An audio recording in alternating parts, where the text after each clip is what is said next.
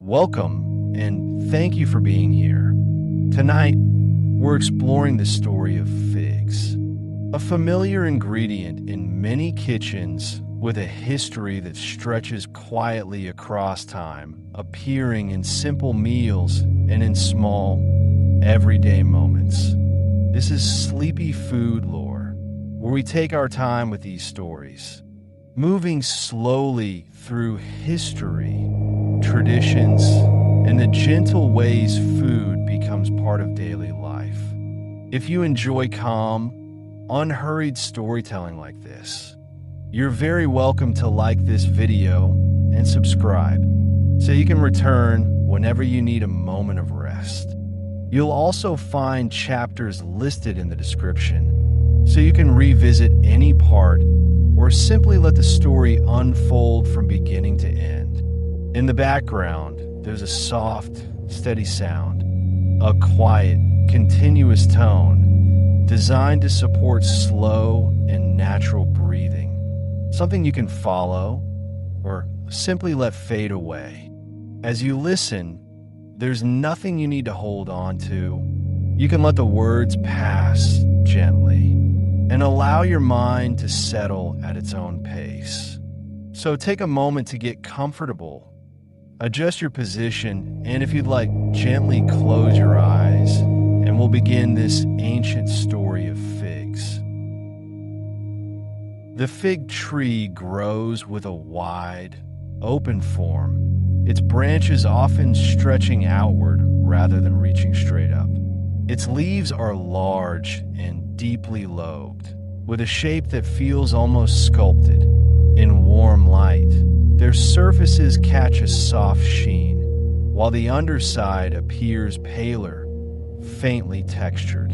When stirred by a breeze, they shift slowly, revealing flashes of shadow and brightness. This tree thrives in regions where summers are long and dry. It is well suited to rocky soils and uneven ground, sending its roots deep in search of water. Over time, it becomes resilient rather than delicate, able to endure heat that would strain other fruit trees. Its presence is common across the Mediterranean, the Middle East, and parts of Asia, where it has grown alongside human settlement for thousands of years. Unlike many fruits, the fig does not form in a visible blossom. What appears to be the fruit is actually a structure known as a syconium, a hollow enclosure lined on the inside with tiny flowers. These flowers remain hidden from view, developing inward rather than opening outward. As a result, the fig carries its entire flowering process within itself, sealed and protected. Pollination follows an equally unusual path. In many fig species, a small wasp enters the immature fig through a narrow opening at its base. Inside, it transfers pollen from another tree, allowing the internal flowers to develop seeds. This interaction is highly specific, with certain fig trees and wasp species depending on each other to complete their life cycles. In cultivated varieties, however, many figs are grown without this process, producing fruit that develops without pollination. As the fig matures, its outer skin softens and changes in color, ranging from green to deep purple or brown, depending on the variety. The surface may appear smooth or lightly wrinkled, giving a subtle indication of ripeness. When fully ready, the fruit yields slightly to pressure and may begin to droop on its stem. Inside, the flesh is dense yet tender, filled with countless tiny seeds that provide a gentle texture. The interior often glows in shades of rose, amber, or red, creating a quiet contrast with the outer skin. Its sweetness develops gradually, shaped by heat and time on the tree rather than rapid ripening after harvest. Figs are among the earliest cultivated fruits, with evidence of their use dating back over 11,000 years. They appear in some of the first agricultural settlements, valued for their ability to grow in challenging conditions and for the nourishment they provide. Because they can be eaten fresh or dried, they have long served as a reliable food source, especially in regions where preserving fruit was essential. The tree itself carries a steady rhythm through the seasons. In spring, new leaves emerge with a soft, bright tone. By summer, the canopy thickens, offering shade beneath its branches. Fruit begins to form along the stems, often appearing in more than one cycle within a single year. In autumn, the pace slows and the leaves gradually fall, leaving behind the bare structure of the tree. There's a quiet practicality to the fig tree. It asks for little once established, yet offers fruit that is both sustaining and versatile.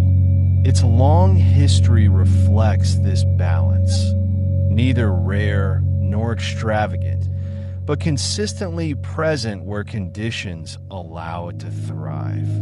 Even in modern cultivation, the fig remains close to its origins. It does not require elaborate care or controlled environments. Given warmth, sunlight, and space to grow, it continues its cycle much as it has for centuries, producing fruit in its own steady time. The story of the fig begins long before written history, in landscapes shaped more by climate than by cultivation. Wild fig trees grew across parts of Western Asia and the Eastern Mediterranean, spreading through valleys where summers were dry and winters remained mild. These early trees were not planted in ordered rows. They appeared where conditions allowed, taking root in rocky ground, along hillsides, and near seasonal water sources. Archaeological evidence suggests that figs may have been among the first plants deliberately cultivated by humans. Remains found in the Jordan Valley point to fig use as early as 11,000 years ago, placing them at the threshold of agriculture itself.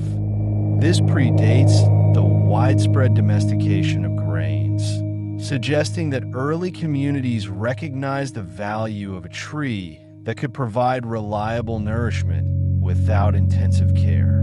The fig offered something steady, fruit that could be eaten fresh or preserved, growing on a tree that returned year after year.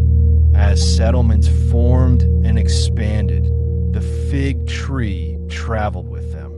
It moved westward into the Mediterranean basin and eastward into parts of South Asia. Its spread did not require dramatic adaptation. The climates it encountered often mirrored its place of origin, allowing it to settle with relative ease. Over time, it became a familiar presence in regions that would later shape early civilizations. In ancient Egypt, figs were both cultivated and gathered from wild trees. They appear in tomb paintings and written records, indicating their role in daily life as well as in ritual contexts. The fruit was valued not only for its taste, but for its ability to be dried and stored. This made it especially useful in a society that relied on planning and preservation to navigate seasonal change. Figs were placed among offerings for the afterlife, suggesting that their importance extended beyond immediate sustenance. Further north, in ancient Greece, the fig took on a central place in both diet and culture. It was widely grown and carefully tended, becoming one of the staple foods of the region. Greek writers mentioned figs frequently, often in practical terms, but sometimes with a note of appreciation for their consistency and abundance. Laws were even established to regulate fig export, reflecting their economic value. The tree itself became associated with prosperity, rooted in the idea that it could sustain communities over long periods. The Romans continued this relationship, carrying the fig tree throughout their expanding territories. As the empire extended across Europe and into North Africa, figs were introduced to new regions where conditions allowed them to thrive. Roman agricultural texts describe different varieties and methods of cultivation, showing an increasing awareness of how to shape the tree's growth and improve its yield. Figs were eaten across all levels of society, from simple meals to more elaborate preparations. During this time, the fig also became woven into mythology and symbolism. In Rome, the tree was linked to foundational legends, including the story of Romulus and Remus, who were said to have been sheltered beneath a fig tree. Such associations reinforce the idea of the fig as something enduring, tied to both origin and survival. As centuries passed and trade routes expanded, figs moved beyond their early centers. They traveled along established paths of exchange, reaching parts of Persia, the Indian subcontinent, and eventually China. In each new setting, they adapted to local conditions while retaining their essential characteristics. The tree's ability to endure periods of dryness made it especially suited to regions where other fruit crops were less reliable. In the medieval period, figs remained a steady part of daily life across the Mediterranean and Middle East. They were grown in small orchards, near homes, and along the edges of cultivated land. Drying techniques improved, allowing figs to be stored for longer periods and transported more easily. This made them a common item in trade, moving between regions as both food and commodity.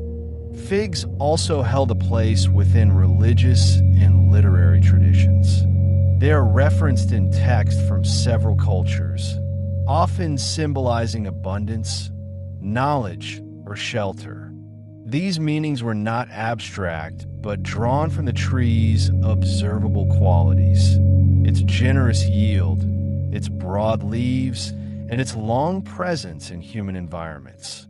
Over time, these associations became part of how the fig was understood, extending its significance beyond the orchard. By the early modern period, the fig had reached parts of the Americas. It was introduced by European settlers, who brought cuttings and knowledge of cultivation with them. In places like California, the climate proved well suited to fig growing, allowing the tree to establish itself once again in a landscape that echoed its origins. Orchards developed, and fig production became more structured, though still less intensive than many other fruit crops. Despite these movements across continents and centuries, the fig has changed relatively little. Unlike crops that have undergone extensive modification, many fig varieties remain close to their earlier forms. This continuity reflects both the tree's adaptability and its sufficiency. It did not require significant alteration to remain useful. Today, figs are grown in many parts of the world, from small household gardens to larger agricultural operations. Turkey, Egypt, Morocco, and Iran are among the leading producers, continuing a pattern that traces back thousands of years. In these regions, the fig remains part of everyday life, appearing in both fresh and dried forms. What stands out in the history of the fig is not a single moment of transformation, but a long sequence of steady use. It has moved with people, settled where conditions allowed, and provided fruit with a predictable rhythm. Its role has shifted slightly across time, from wild resource to cultivated staple, from local food to traded good, but has never lost its place entirely. The fig tree does not demand attention through rarity or complexity. Instead, its history is shaped by continuity. It grows, produces, and returns again, season after season, much as it did in the earliest settlements. In this way, the fig remains closely tied to the beginnings of agriculture, offering a quiet link between past and present. Across many cultures, the fig tree has been more than a source of food. It has stood quietly at the edge of daily life, gathering meaning through long familiarity. Its shape, its fruit, and its steady presence have invited interpretation, often in ways that reflect the values of the people who lived alongside it. One of the simplest associations is with abundance. A mature fig tree produces generously, often yielding more fruit than a single household can use at once. This quality made it a natural symbol of provision. In ancient communities, where reliable food sources were not always guaranteed, a tree that returned each season with a full crop came to represent security rather than excess. It suggested that there would be enough. This idea appears clearly in Mediterranean traditions, where the fig tree was sometimes linked to prosperity within the home. To sit beneath its branches was to be in a place of comfort, shaded and sustained. The image of resting under a fig tree appears in several early writings, not as a grand or dramatic scene, but as a quiet expression of peace. It reflects a life where basic needs are met and the pace of the day can slow. In ancient Greece, the fig carried both practical and symbolic importance. It was associated with Demeter, the goddess of agriculture, whose domain included the growth and harvest of crops. The fig's reliable nature aligned with her role as a provider. At the same time, the fruit's interior, filled with many seeds, led to connections with fertility and the continuation of life. These associations were not abstract ideas imposed on the tree, but observations drawn from its visible qualities. The Romans, too, saw meaning in the fig, though often through the lens of origin stories. According to tradition, the fig tree played a role in the founding of Rome itself. The story tells of Romulus and Remus, twins who were abandoned as infants and later discovered beneath a fig tree known as the Ficus ruminalis. They were said to have been sheltered and nourished before being found and raised. Whether taken as myth or metaphor, the fig tree becomes a place of protection at the beginning of something larger.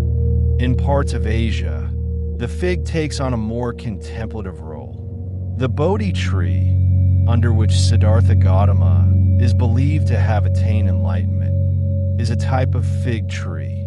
In this context, the tree is not tied to abundance or origin, but to awareness and understanding. Its wide canopy and long lifespan make it a fitting setting for stillness and reflection.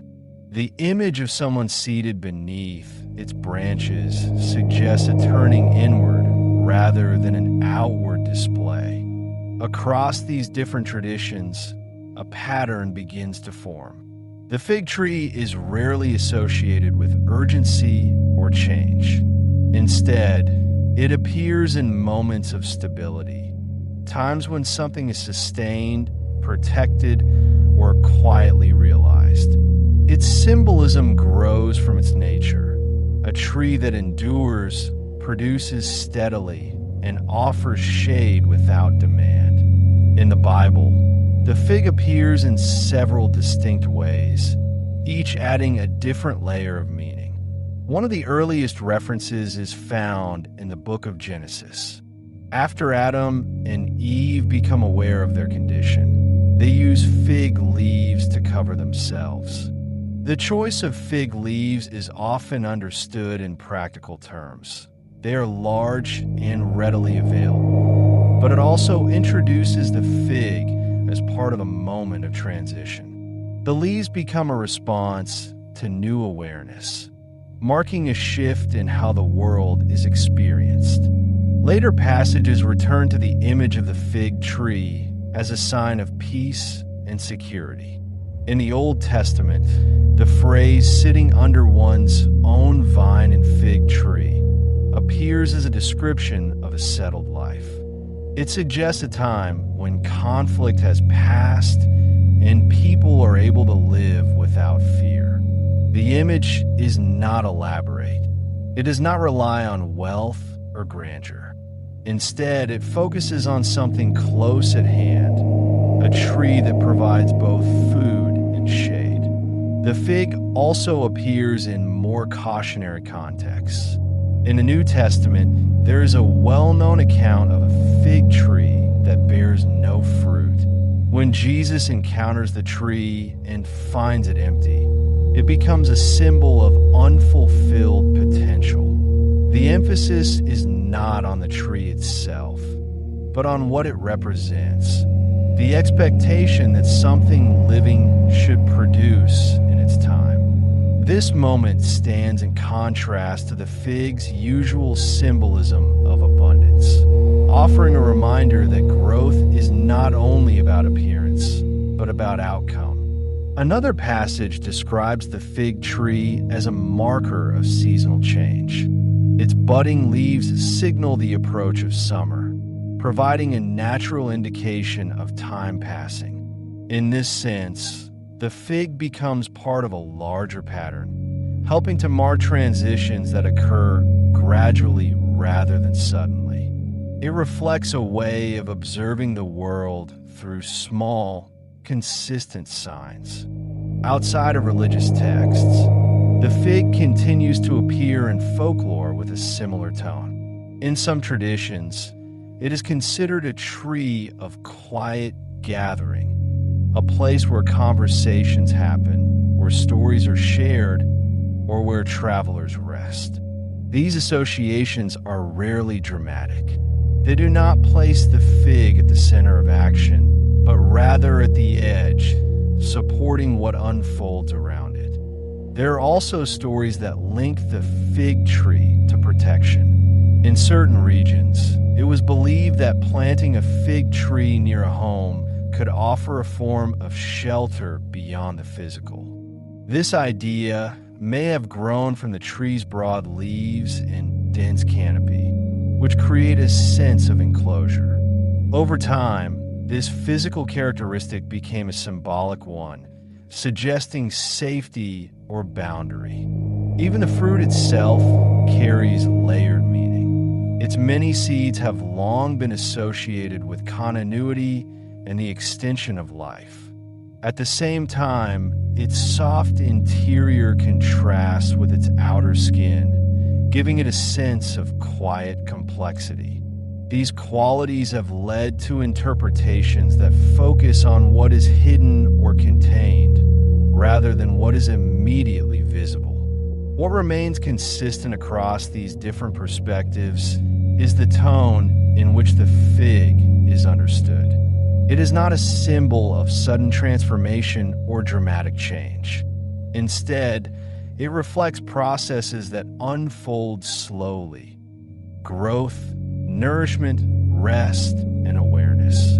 Its presence is steady, and the meanings attached to it tend to mirror that steadiness.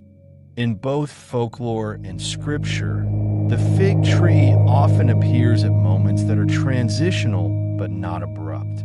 It stands at the edge of beginnings, as in the story of Rome, or at points of realization, as in the Garden of Eden. It marks periods of peace, signals the passage of seasons, and occasionally serves as a quiet warning when expected growth does not occur. Through all of this, the fig remains closely tied to the everyday. Its symbolism does not rely on distance or rarity, but on familiarity. People have lived with fig trees for thousands of years, observing their cycles and depending on their fruit. The meanings that have grown around them reflect this long relationship, shaped not by a single interpretation, but by many small observations carried forward over time. The movement of the fig begins in its native range, stretching across Western Asia and the Eastern Mediterranean. In these regions, wild trees grew without cultivation, spreading naturally where the climate allowed. Early human communities encountered them not as crops, but as part of the landscape, reliable, recurring, and easy to gather. Over time, this familiarity led to intention. Rather than moving on, people began to stay near these trees and, eventually, to plant them.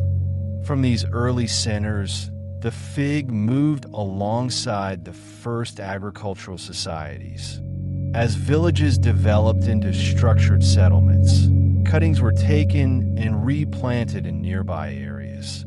The tree did not require complex methods to propagate. A branch placed into soil could take root, making it simple to carry across short distances. This ease of growth allowed figs to spread gradually across the Mediterranean basin, following the same routes as early trade and migration. In ancient Egypt, the fig became part of an established agricultural system. It was grown near the Nile, where seasonal flooding enriched the soil. From there, it moved along river pathways and into surrounding regions. Egyptian trade networks helped extend its reach, carrying dried figs as a durable food source. This marked a shift from local cultivation to intentional distribution, as the fruit began to travel farther than the tree itself. The expansion continued through ancient Greece, where figs were both cultivated and exchanged. Coastal trade routes connected islands and mainland settlements, allowing plant varieties to move between them. Greek colonization carried the fig even further, introducing it to new coastal regions around the Mediterranean and the Black Sea. In this stage, the fig became tied not just to place, but to identity as different areas developed their own preferred varieties. Under the Roman Empire, the movement of the fig accelerated. Roads, shipping routes, and organized agriculture created a network through which plants could be transported more efficiently. Figs were planted throughout Roman territories, from the Iberian Peninsula to parts of Gaul and North Africa. Knowledge about cultivation traveled with them, recorded in agricultural texts and shared between regions. The tree became a familiar feature across a wide and varied landscape. Following the decline of Rome, the fig remained in place, maintained through smaller, local systems of cultivation. In the Byzantine Empire and across the Islamic world, trade routes continued to carry figs eastward and southward. They reached deeper into Persia and the Indian subcontinent, where they adapted to local climates. Caravans moving along overland routes transported dried figs, extending their presence beyond areas where the trees themselves could grow. During the medieval period, figs became a consistent element of regional trade. Ports in the Mediterranean facilitated their movement between North Africa, Southern Europe, and the Middle East. They were packed, dried, and shipped in large quantities, valued for their ability to endure long journeys without spoiling. At the same time, fig trees remained rooted in small farms and household gardens, maintaining a balance between local use and wider distribution. The early modern period brought a new phase of movement as European exploration carried the fig beyond its traditional range. Spanish and Portuguese settlers introduced fig trees to the Americas, planting them in climates that resembled those of the Mediterranean. In regions such as Mexico and later California, the tree adapted well, establishing new centers of growth far from its original home. In North America, the fig spread remained closely tied to suitable climates. It did not move evenly across the continent, but settled in areas with mild winters and dry summers. California became one of the most significant locations for fig cultivation, where orchards developed and production expanded. From there, figs entered broader markets, both as fresh fruit and in dried form.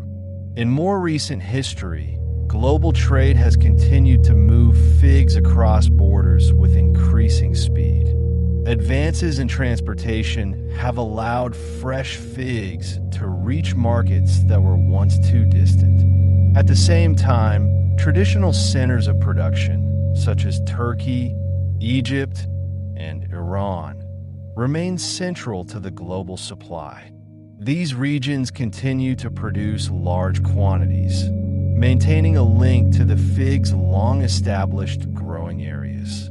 Today, the movement of the fig is less about discovery and more about distribution. It travels through supply chains rather than migration routes, reaching consumers far from where it is grown.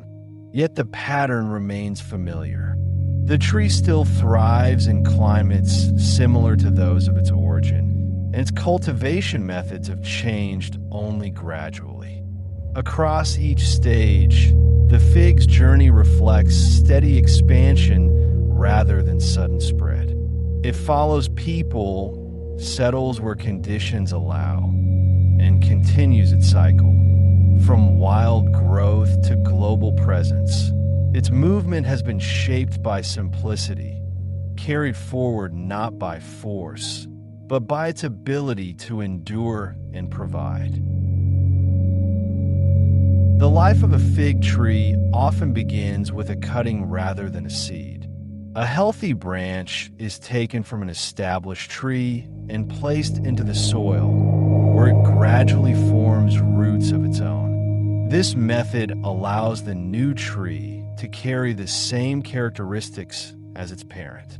There is no urgency in this stage.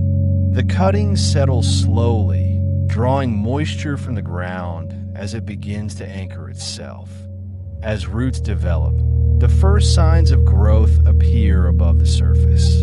Small leaves unfold, followed by longer shoots that begin to define the tree's shape. In these early years, the fig grows with a loose structure. Its branches extend outward, creating space rather than density.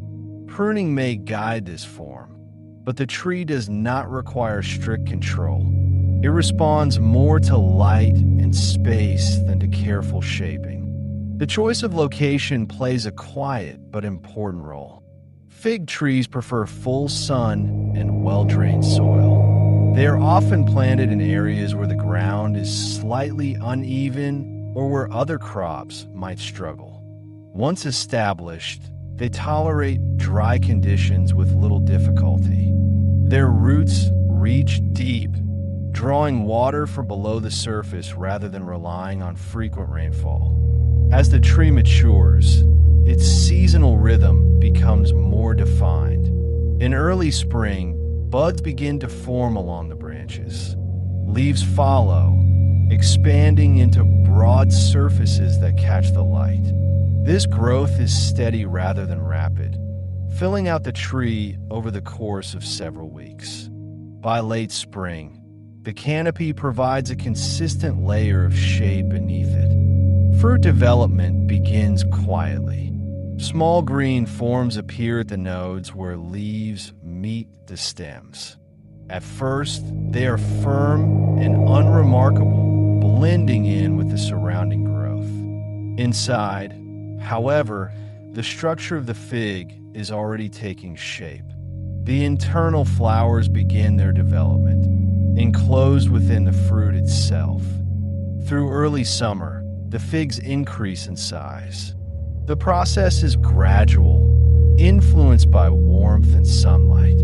There is no single moment when growth becomes visible. Instead, the change is noticed over time. The fruit softens slightly as it matures, though it remains attached firmly to the branch. Some fig trees produce more than one crop in a year. The first, known as the Breba crop, forms on wood that grew during the previous season. These fruits tend to appear earlier, often in late spring or early summer. The main crop follows on new growth, ripening later in the season. This staggered pattern extends the harvest period, allowing fruit to be gathered over several weeks rather than all at once. As ripening continues, the fig begins to change in both texture and color. Depending on the variety, the skin may shift from green to purple, brown, or a deeper shade of green. The surface becomes more delicate, and the fruit starts to yield under gentle pressure. At this stage, it draws sugars from the tree, developing its characteristic sweetness. Harvesting requires attention to timing. Figs do not continue to ripen once removed from the tree, so they must be picked when fully ready. A ripe fig often bends slightly at the stem, its weight causing it to droop. The skin may show fine lines or a slight split near the base. These are signs that the fruit has reached its peak. The act of picking is simple and careful. Each fig is taken by hand, lifted gently from the branch to avoid damage. The fruit is soft, and even slight pressure can leave marks on its surface. Because of this, harvesting is often done in small batches, with repeated passes through the tree as different figs reach maturity at different times. Fresh figs are highly perishable. Once picked, they begin to lose their structure and moisture. For this reason, they are often consumed soon after harvest or prepared for preservation. Drying is one of the oldest methods, allowing the fruit to be stored for extended periods. The process removes moisture slowly, concentrating the fig's natural sugars. Drying can take place in the sun or in controlled environments. When left in warm, dry air, figs gradually lose water while retaining their shape. They become denser and darker, their texture shifting from soft to slightly firm. This transformation extends their usefulness, making them easier to transport and store. Throughout the growing and harvesting cycle, the fig tree requires relatively little intervention. It does not depend on constant watering or intensive care. Instead, it follows a pattern shaped by climate and season. Given suitable conditions, it produces fruit with consistency, returning to the same cycle each year. There is a steady rhythm to this process. Growth begins quietly, builds through the warmer months, and concludes with a gradual harvest. Each stage follows the one before it without interruption. The tree does not rush, and neither does the work around it. In established orchards, this rhythm becomes familiar over time. Growers learn to read small changes, the firmness of the fruit, the angle of its stem, the subtle shift in color. These details guide the timing of harvest, replacing the need for strict schedules. Even in smaller settings, such as a garden or a single tree near a home, the process remains much the same. The fig does not require scale to produce. Its cycle continues whether it stands alone or among many others. From the first cutting placed into the soil to the final fruit gathered at the end of the season, the cultivation of figs unfolds without urgency. Each step builds on the last, creating a process that feels continuous rather than divided. It is this continuity that has allowed the fig to remain part of human life for so long, growing and returning in its own steady time. Figs are not a single uniform fruit, but a wide group of varieties that differ in color, size, and flavor.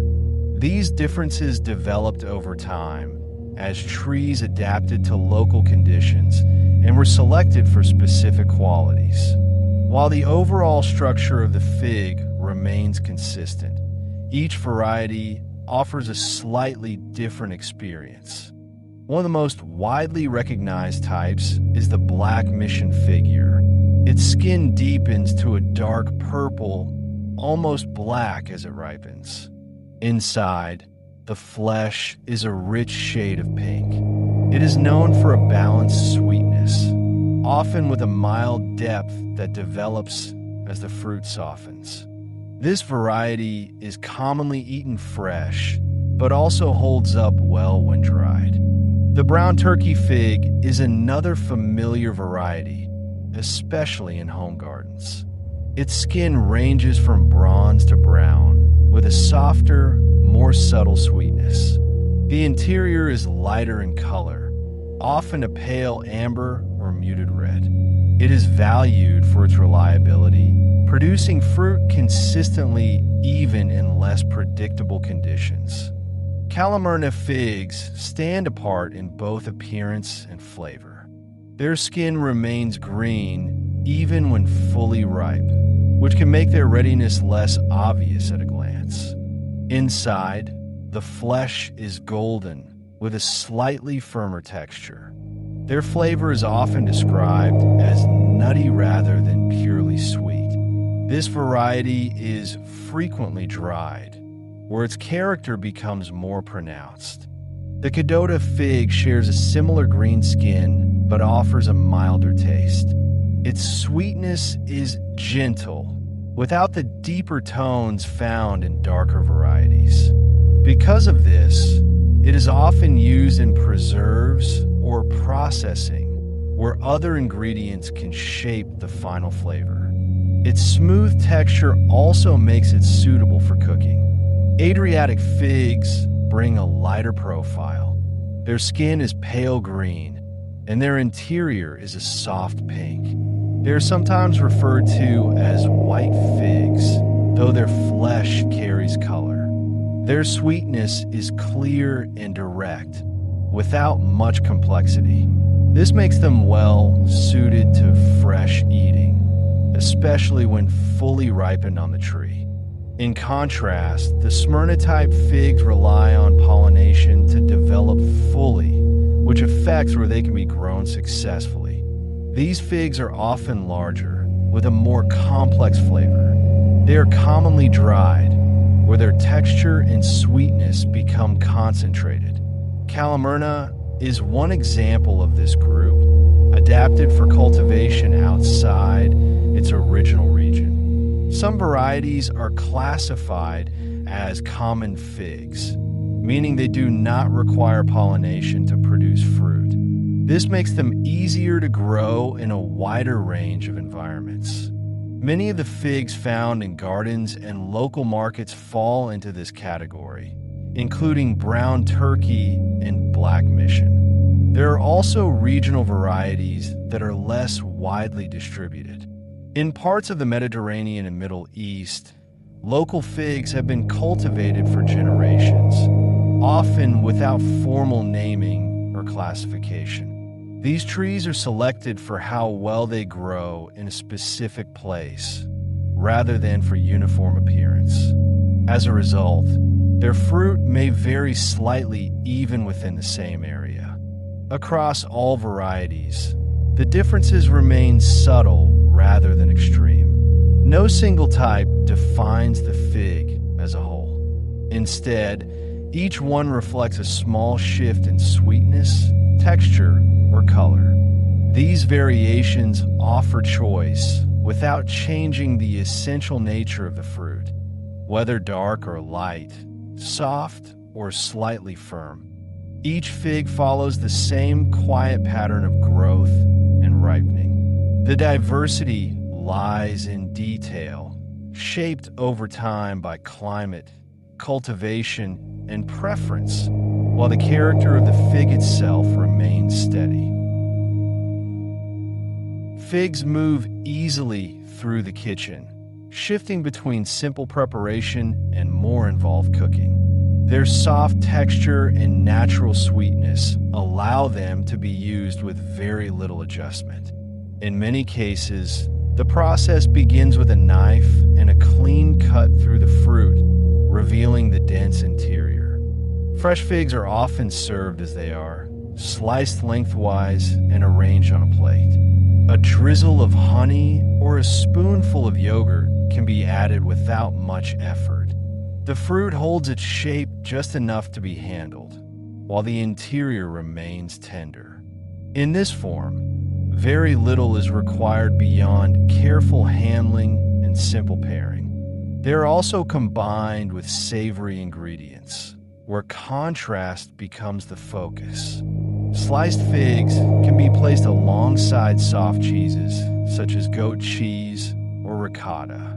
A small amount of olive oil and a pinch of salt bring out their flavor without overwhelming it. In salads, they're cut into halves or quarters and mixed with greens, nuts, and a light dressing. The figs soften slightly as they sit, blending into the other ingredients rather than standing apart. Cooking introduces a different approach. When heat is applied, figs begin to break down, releasing their juices. This makes them well suited to compotes and sauces. Chopped figs can be placed in a pan with a small amount of water or wine, then heated slowly until they soften. As they cook, they thicken into a mixture that can be spooned over meats or spread on a bread. Roasting is another common method. Whole or halved figs are placed in an oven with a light coating of oil or a small amount of sweetener. As they heat, their edges begin to caramelize, and their interior becomes more concentrated. This process deepens their flavor without requiring complex preparation. Roasted figs can be served warm, often alongside meats such as lamb or poultry. Dry figs follow a slightly different path in the kitchen. Their texture is firmer, and their sweetness is more concentrated. Before use, they are sometimes soaked in warm liquid to soften them. Once rehydrated, they can be chopped and added to dishes in the same way as fresh figs. This step allows them to blend more easily into mixtures and batters. In baking, figs are folded into doughs and fillings. Chopped dried figs can be mixed into bread, where they hold their shape and provide small pockets of sweetness. They are also used in cakes and pastries, often paired with nuts or spices. The process is straightforward. Cut, combine, and bake, allowing the heat to distribute their flavor throughout the dish. Preserves offer another way to work with figs. Fresh fruit is cooked down with sugar and a small amount of acid, such as lemon juice. The mixture is stirred as it thickens, gradually forming a spreadable texture. This method extends the life of the fruit while concentrating its flavor. Once cooled, it can be stored and used over time. Figs are also used in reductions and glazes. When cooked with vinegar or wine, their sweetness balances sharper flavors. The liquid is simmered until it reduces, leaving behind a thicker consistency that can be brushed over roasted foods or drizzled onto finished dishes. This process relies on slow evaporation rather than constant attention. In some preparations, figs are stuffed rather than mixed. A small opening is made in the fruit, and a filling, such as cheese, nuts, or spiced mixtures, is placed inside. They may then be baked or served as they are. This method highlights the fig structure, using its natural shape to hold other ingredients. Blending offers another option. Figs can be combined with liquids and processed into smooth mixtures. This is often done for sauces or spreads, where uniform texture is preferred. The seeds remain, adding a slight texture even after blending, but the overall result is cohesive. Across these uses, the steps remain simple: slicing, mixing, heating, or combining.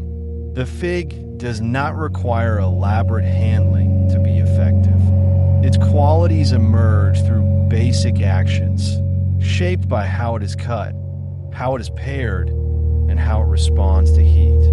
Whether used fresh, dried, or cooked down, figs adapt without losing their character. Each method brings out a different aspect of the fruit, guided by small changes in preparation rather than complex technique. Fresh figs with honey and yogurt are among the most direct ways to serve the fruit. The figs are sliced and placed into a bowl, then topped with thick yogurt and a light drizzle of honey. The contrast comes from temperature and texture, the coolness of the yogurt against the soft fruit. Fig and goat cheese salad brings together sweet and savory elements. Halved figs are arranged with leafy greens, crumbled cheese, and toasted nuts. A light vinaigrette is added just before serving, allowing the figs to soften slightly without losing their shape. Roasted figs with lamb create a deeper, more grounded dish. The figs are placed around the meat as it cooks, absorbing juices and heat. As they soften, they develop a richer flavor that complements the roasted surface of the lamb. Fig jam is made by slowly cooking chopped figs with sugar and lemon juice.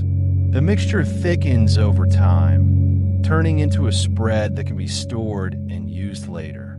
It is often spooned on a bread or paired with cheese.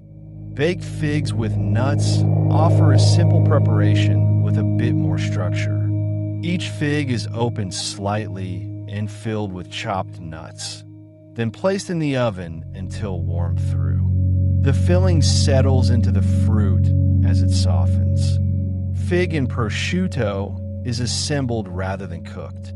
Slices of fig are wrapped in thin strips of cured meat and served as they are. The saltiness of the prosciutto balances the fruit without the need for additional seasoning. Fig tart presents the fruit in a more arranged form. Sliced figs are laid across a pastry base, sometimes over a thin layer of cream or custard. As it bakes, the fruit softens and the pastry firms, creating a contrast in texture. Dried fig and nut loaf combines chopped figs with flour, eggs, and nuts. The mixture is baked until set, then sliced into portions. The figs remain visible throughout, adding small pockets of sweetness. Fig chutney takes a slower approach. Figs are cooked with vinegar, spices, and sometimes onion, forming a thick, slightly sharp mixture. It is used alongside meats or cheeses, where its flavor adds depth rather than sweetness alone. Poached figs are prepared by placing the fruit in a liquid, such as wine or spice syrup. They are heated gently until they absorb some of the surrounding flavor. The process keeps their shape intact while altering their taste. Fig pizza brings the fruit into a savory base. Sliced figs are placed over dough with cheese and baked until the crust is firm. The figs soften in the oven, blending into the surface of the dish. Fig compote is made by cooking the fruit down with a small amount of liquid. It is less thick than jam, with pieces of fig still visible. This makes it suitable for spooning over other foods rather than spreading. Stuffed figs with cheese involve opening the fruit and placing a soft filling inside. They may be served fresh or warmed slightly. The structure of the fig holds the filling in place without additional support. Fig and almond cake uses ground nuts and chopped figs mixed into a batter. As it bakes, the figs distribute through the cake, creating a consistent texture with occasional variation. Grilled figs offer a brief, direct method of cooking. The fruit is placed cut side down on a hot surface, where it develops light charring. This adds a subtle change in flavor without fully breaking down the fruit. Fig syrup is made by simmering figs in water and sugar, then straining the liquid. The result is smooth and pourable, used to sweeten drinks or drizzle over desserts. Fig and cheese crostini are assembled on toasted bread. A layer of cheese is spread first, followed by sliced figs. The bread provides structure, while the toppings remain soft. Spiced fig paste is prepared by blending cooked figs with spices until thick. It is often shaped or stored in blocks, then sliced or spread as needed. Fig ice cream incorporates the fruit into a churned base. The figs may be pureed or folded in as pieces, adding both flavor and texture to the finished dessert. Fig and chicken dishes combine the fruit with roasted or braised meat. The figs are added during cooking, where they soften and blend into the surrounding juices, creating a lightly sweet sauce. Each of these uses relies on small, clear actions: cutting, placing, heating, or mixing. The fig adapts to each method without requiring complex steps, allowing it to move easily between simple preparations and more structured dishes.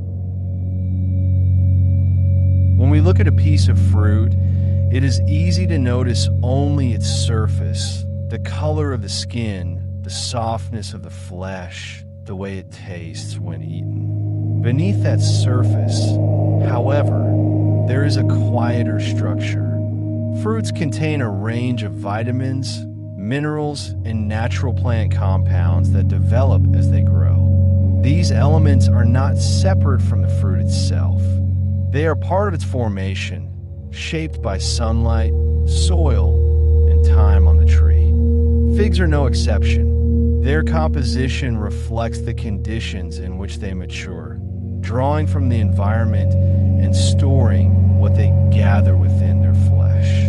Whether eaten fresh or dried, they carry a mix of nutrients that contribute to how they are understood in everyday diets. Among the vitamins present in figs, vitamin C appears in modest amounts, particularly in fresh fruit. This vitamin is often associated with fresh produce, as it tends to be more noticeable before drying or extended storage.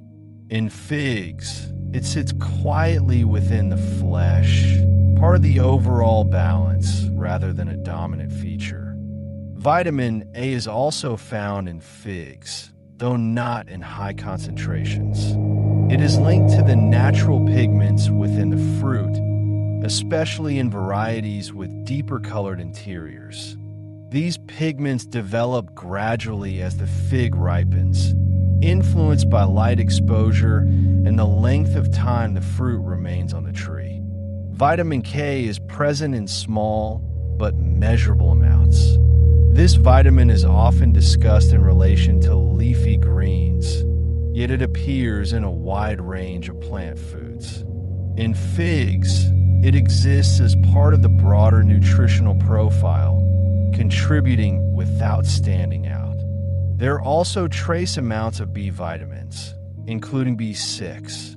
These are involved in many natural processes within plants and are carried into the fruit as it forms.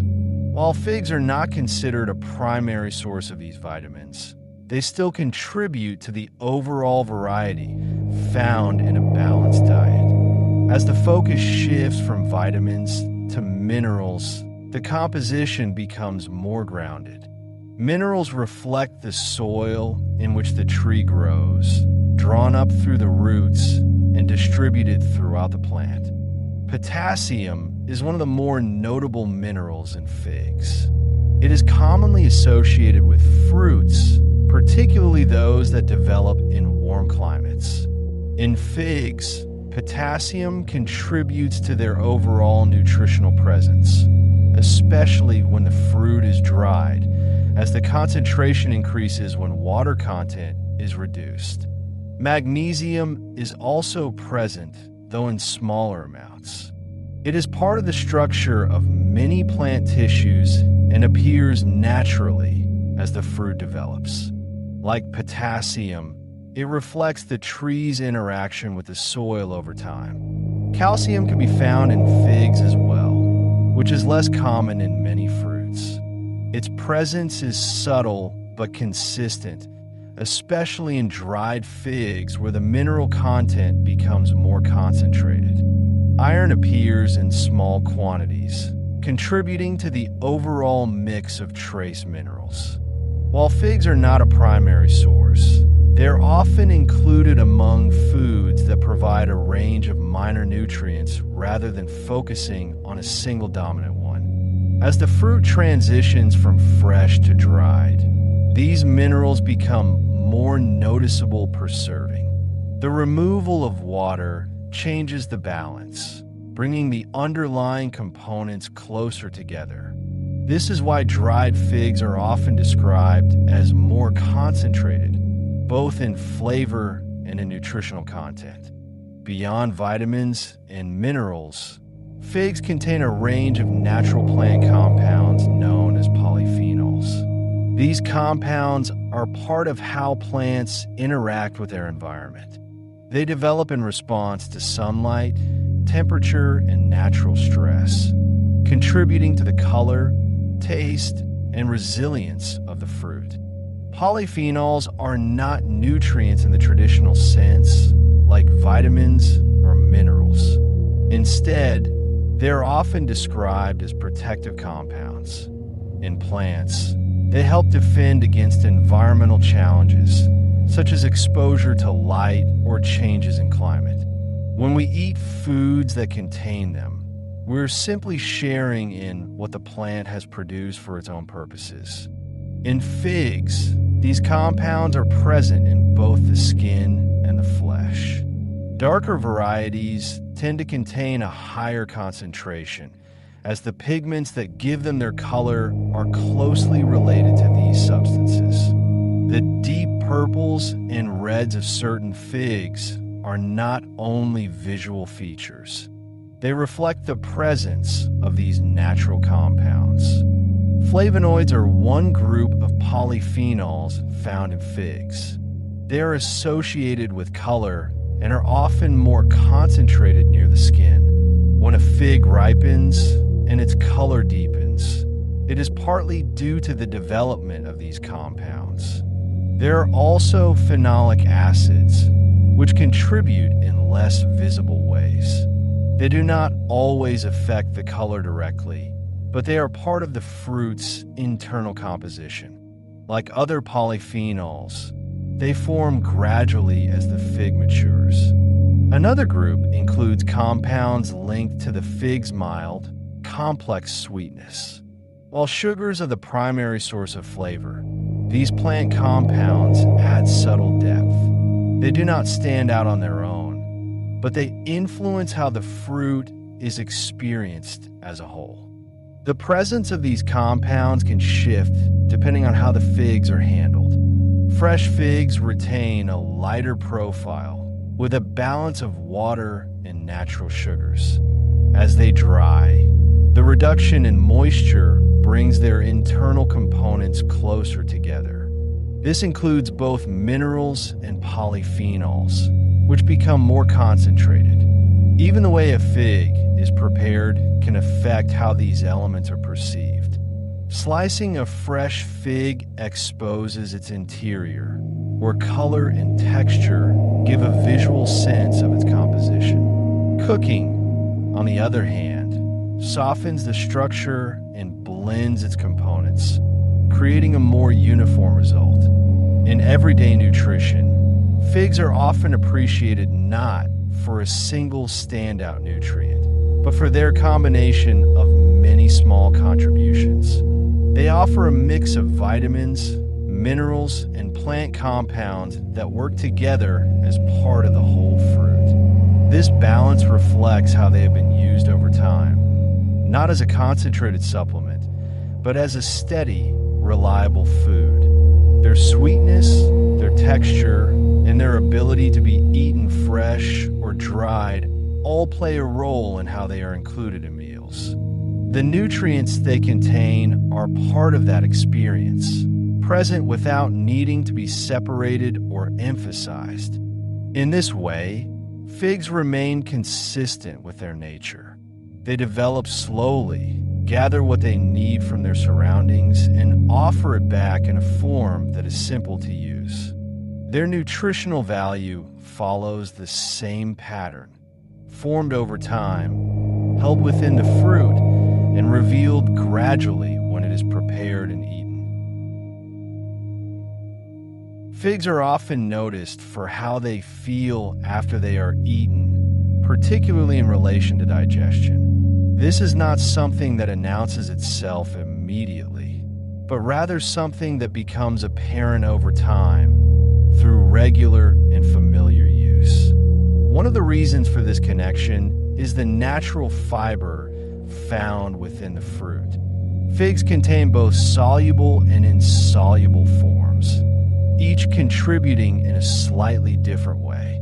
Soluble fiber softens as it interacts with moisture, forming a gentle, gel-like consistency. Insoluble fiber, by contrast, remains more structured, moving through the digestive system with less change.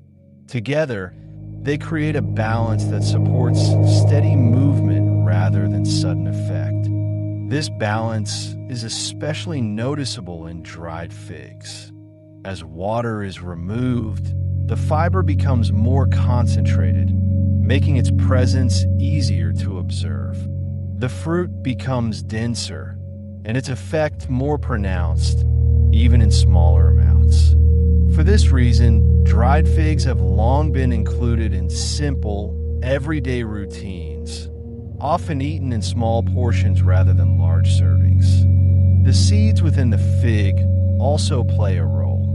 Though small, they add texture and contribute to the overall structure of the fruit. As they pass through the digestive system, they provide a subtle sense of movement, working alongside the fiber without drawing attention to themselves. There is also a natural rhythm in how figs are typically consumed. They are rarely rushed, whether eaten fresh and soft or dried and slightly firm.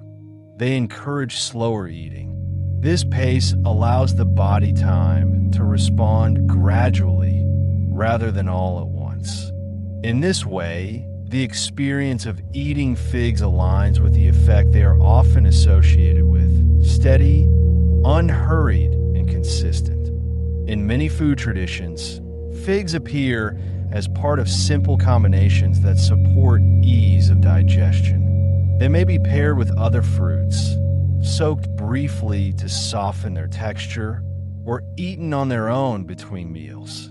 These practices are not complex, but they reflect a long familiarity with how the fruit behaves. Warmth is sometimes introduced as well. Soaking dried figs in warm water, for example, softens their structure and brings them closer to their fresh state. This small step changes not only their texture, but also how they are experienced when eaten. The fruit becomes easier to chew, and its effects feel more gradual. It is also common to see figs included in the evening when meals become lighter and simpler. Their natural sweetness offers a sense of completion, while their fiber content supports a gentle continuation of the digestive process overnight. This timing is not required, but it reflects a pattern that has developed through repeated use. What stands out is not intensity, but consistency. Figs do not act in a sudden or dramatic way. Instead, their effect is tied to regular inclusion and moderate amounts. Over time, they become part of a pattern rather than a single moment of change. This quiet relationship with digestion mirrors the nature of the fruit itself. Just as the fig grows slowly and ripens at its own pace, its role in the body tends to follow a similar rhythm. It supports rather than interrupts, working in the background rather than at the forefront. In this way, figs are less about immediate results and more about continuity. They fit easily into daily habits, offering a form of support that is steady and understated. In the Mediterranean, figs remain closely tied to daily life. In countries such as Greece, Italy, and Turkey, they're eaten both fresh and dried, often without much preparation. During the warmer months, fresh figs appear in markets and homes, split open and served with simple additions like cheese or bread. As the season shifts, drying becomes more common, preserving the fruit for later use. In Turkey, one of the world's largest producers, dried figs are carefully prepared and exported, continuing a long tradition of cultivation and trade.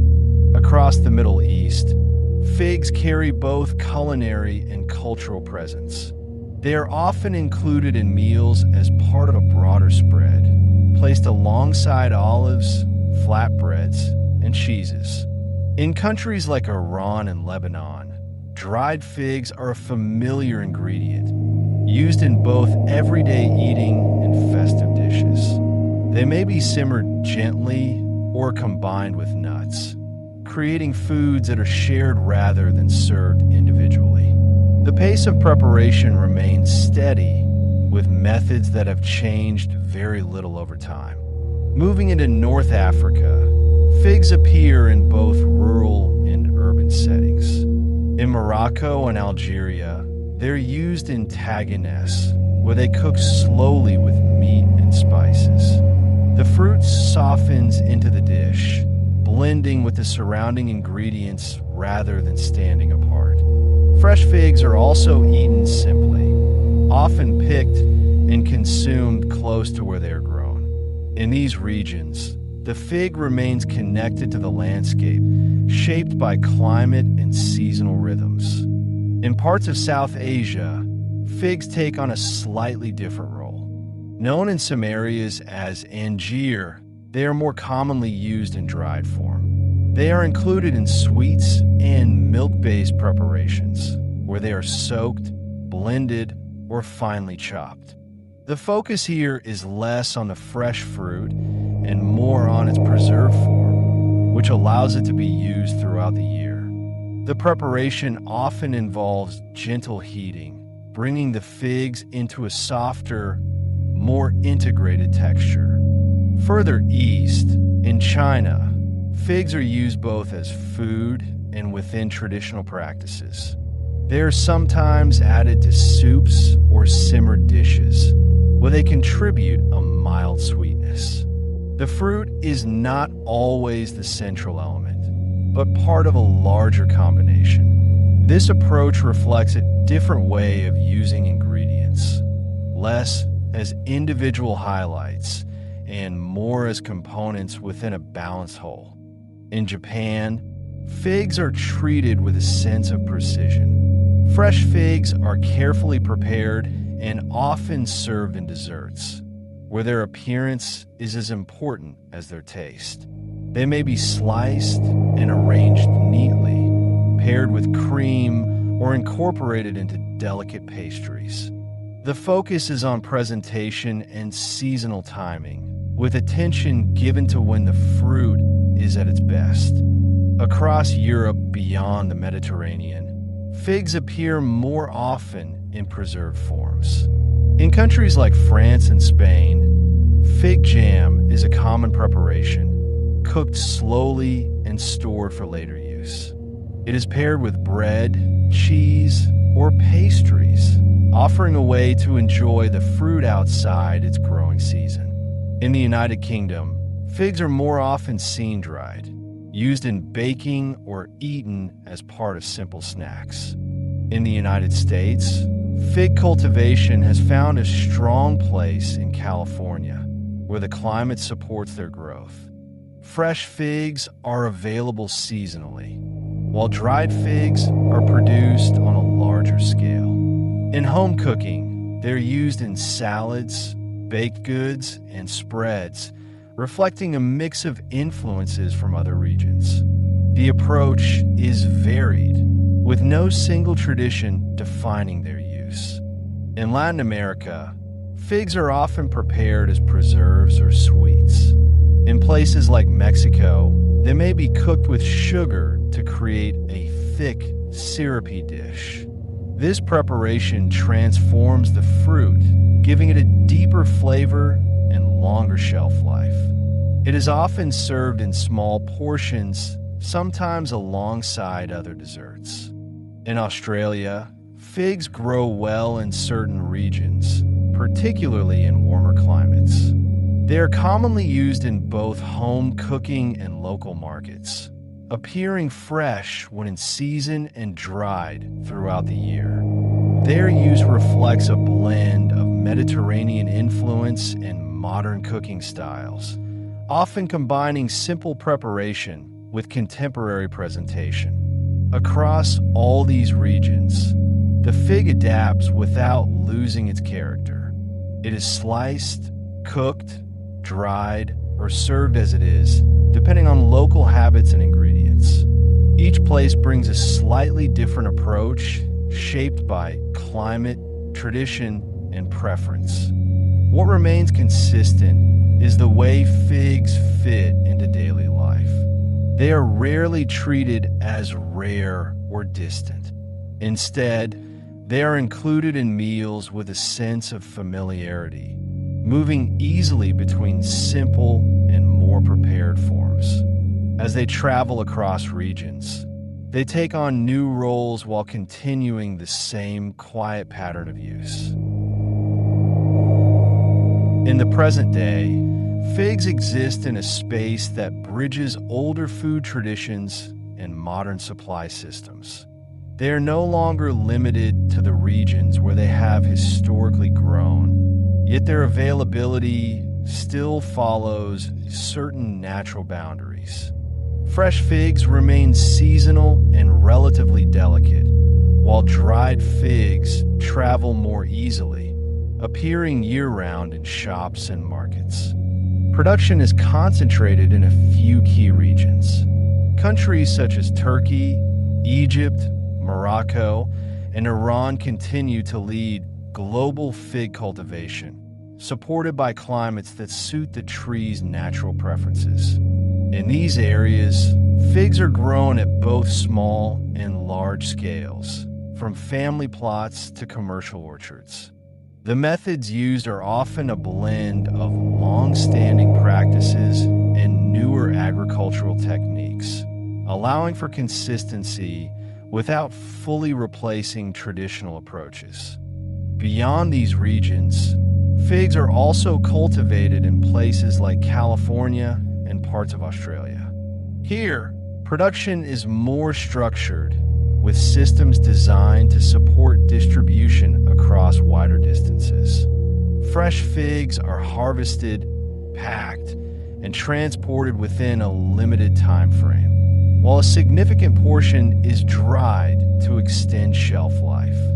This division reflects the practical realities of handling a fruit that softens quickly after picking. In retail settings, figs appear in different forms depending on timing and location. Fresh figs are usually found in small quantities, often packaged carefully to prevent damage. Their presence is tied closely to harvest periods, and outside those windows, they become less common. Dried figs, by contrast, are more consistent, stored and transported with fewer constraints.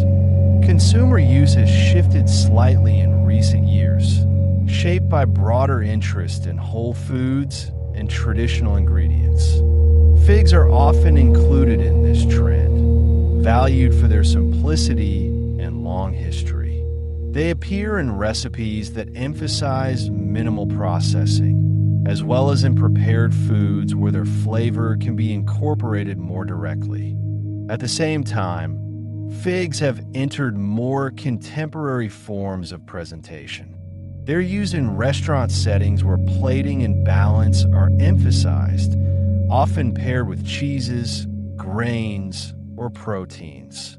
In these contexts, the fruit is handled with precision, sliced, and arranged in ways that highlight its structure and color. Food production has also found ways to incorporate figs into packaged goods. They're used in snack bars, baked products, and spreads, where their natural sweetness reduces the need for additional ingredients. In these formats, the fig becomes part of a larger composition, contributing both flavor and texture. Despite these changes, certain limitations remain. Fresh figs are still sensitive to handling and do not store for long periods without careful control. This affects how widely they can be distributed and how long they remain available in optimal condition. As a result, dried figs continue to play a central role in global consumption. There's also a growing awareness of sourcing and production methods. Some consumers seek out figs that are grown with fewer inputs or harvested using more traditional techniques. This has led to increased visibility for smaller producers, particularly in regions where fig cultivation has deep historical roots. In home kitchens, figs are used with a mix of old and new approaches. Some preparations remain unchanged, such as simple pairings with bread or cheese. Others reflect more recent influences, combining figs with ingredients from different culinary traditions. This creates a range of uses that are not tied to a single style or region. Technology has also shaped how figs are processed and distributed. Improved drying methods, packaging, and transport systems have made it easier to maintain quality over longer distances. These developments allow figs to reach markets that were previously out of range, though they do not entirely remove the fruit's natural limitations. Even with these advancements, the fig remains closely connected to its growing conditions. It does not adapt to every environment, and its best quality is still linked to regions with warm, dry climates. This keeps its production somewhat concentrated, even as its consumption becomes more widespread. In the broader context of modern food systems, the fig occupies a steady position. It is not among the most heavily industrialized crops, nor is it entirely niche. Instead, it sits somewhere in between, supported by both tradition and ongoing demand. Its presence today reflects continuity more than change. While methods of distribution and presentation have evolved, the fruit itself remains much the same. It is grown, harvested, dried, and eaten in ways that would be recognizable across generations. This balance allows the fig to move through modern contexts without losing its original character. It adapts where needed, but does not require reinvention. In this way, it continues to fit into a wide range of settings, from local markets to global supply chains, maintaining a quiet consistency within an otherwise shifting food landscape. As we draw nearer to the end of tonight's story, here are some interesting facts about figs, gathered from different places and times, each adding a small, quiet detail to what we've already explored. One of the more unusual aspects of figs is something most people never notice while eating them. The fig is not a single fruit in the usual sense, but a collection of many tiny flowers folded inward. What we see and taste is a structure that holds these flowers together, developing as a single form. This inward growth sets the fig apart from fruits that bloom openly, giving it a more hidden beginning. There's also a detail in the way fig trees produce a milky sap. If a leaf or stem is broken, a white liquid appears at the cut. This sap has been noted for centuries, sometimes used in traditional practices, though it can feel slightly irritating on the skin. It is part of the tree's natural defense, a small reminder that even familiar plants carry their own protective systems. Figwood has its own quiet history as well. It is soft and not often used for large construction, but it has appeared in small tools and simple carvings. In some regions, it was valued less for strength and more for availability, taken from trees that were already part of the landscape. Another detail lies in how figs behave once picked. Unlike many fruits, they do not continue to ripen after harvest. This means their sweetness depends almost entirely on their time on the tree. A fig gathered too early will remain as it is, which is shape how they are handled and sold for generations. There's also a long-standing connection between figs and travel. Dried figs were often carried on journeys because they could be stored without spoiling quickly. Their compact form and concentrated energy made them practical for movement across long distances, whether by foot, caravan, or sea. In some older gardens, fig trees were planted near walls. The stone would hold heat from the sun during the day and release it slowly at night, creating a slightly warmer environment. This small adjustment helped the fruit develop more fully, showing how closely fig growing has been tied to observation rather than complex intervention. Figs have also appeared in language in subtle ways. Phrases and references tied to figs can be found across different cultures, often linked to simplicity, everyday life, or quiet abundance. These expressions rarely draw attention to themselves, but they reflect how long the fruit has been part of daily experience. Even the scent of a fig tree carries its own character. The leaves release a light, green fragrance, especially in warm weather. It is not as sweet as the fruit, but more earthy and subtle, adding another layer to how the tree is experienced beyond what is eaten. There are also fig trees that grow to considerable age, continuing to produce fruit over many decades. Some have been recorded to live for over 100 years, maintaining their cycle with relatively little change. Their shape may become more irregular over time, branches extending in different directions, yet they continue to bear fruit in their own rhythm. Taken together, these details do not change what the fig is, but they deepen how it can be understood. Small observations, how it grows, how it responds, how it has been used, build a quieter picture around the fruit.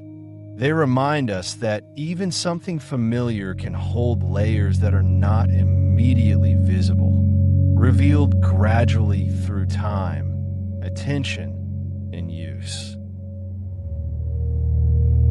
As this journey with figs comes to a close, the fruit settles back into its quiet place among the many foods that have moved alongside human life for a long time.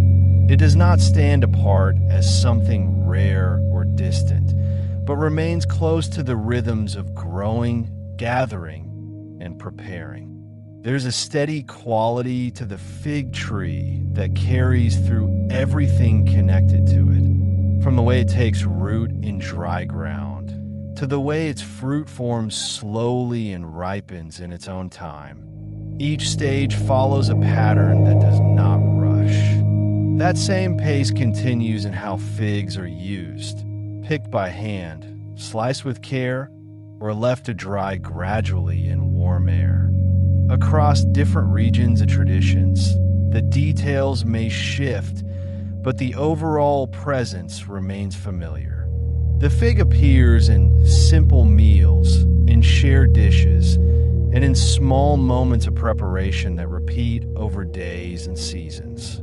It does not require much to be understood or appreciated, only a bit of attention. Even now, as it moves through modern systems of growing and distribution, the fig keeps much of its original character. It is still shaped by climate, by timing, and by the conditions in which it grows best. Its softness, its brief season when fresh, and its longer life when dried all continue to guide how it is handled. What lingers most is not a single fact or use, but a sense of continuity. The fig has remained present without needing to change dramatically. It has adapted where necessary, but it has not lost the qualities that made it useful in the first place. In this way, it becomes less about the fruit on its own and more about the pattern it represents. Growth that unfolds gradually. Harvest that comes when ready. Use that fits easily into daily life without complication. And so, as the story comes to rest, the fig returns to where it has always been, on the tree, in the kitchen, and within the quiet routines that carry on from one season to the next. And now it's time to rest. Let your breathing slow and your body soften. You can let go of everything from today and drift quietly into sleep. Good night until we meet again.